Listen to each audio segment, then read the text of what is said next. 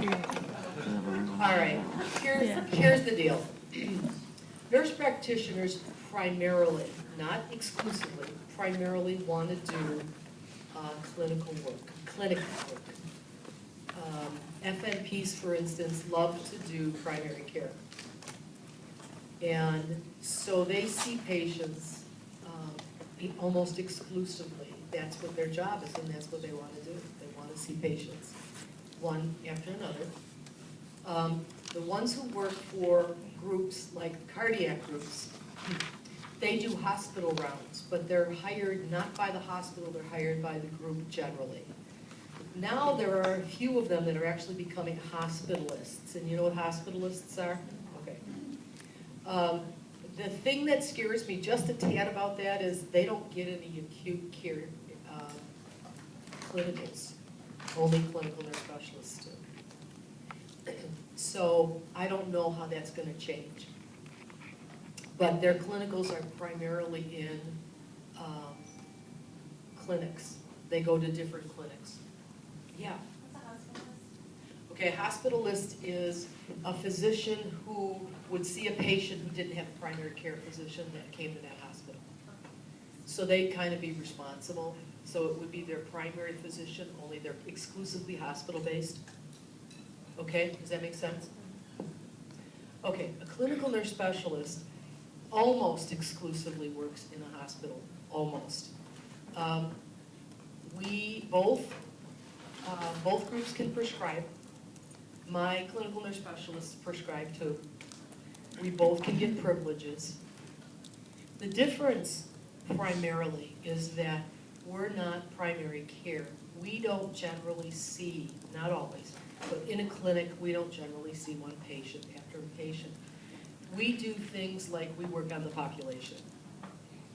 And so if we see an issue with the population, we set out to correct it, to revise it, to make it better. We do program building. I've developed 3 pain teams and 2 palliative care teams. And I worked in them. So like I would develop things like that. I'd chair a committee on a rapid cycle improvement process for people having abdominal surgeries who were coming out nauseous and in pain. And we put a process together, and I led the team with a physician, with a GI guy, and we came up with a way to resolve that issue. And so that was one of my clinical issues around that population. My population primarily was oncology, but then I also became an advanced practice pain specialist.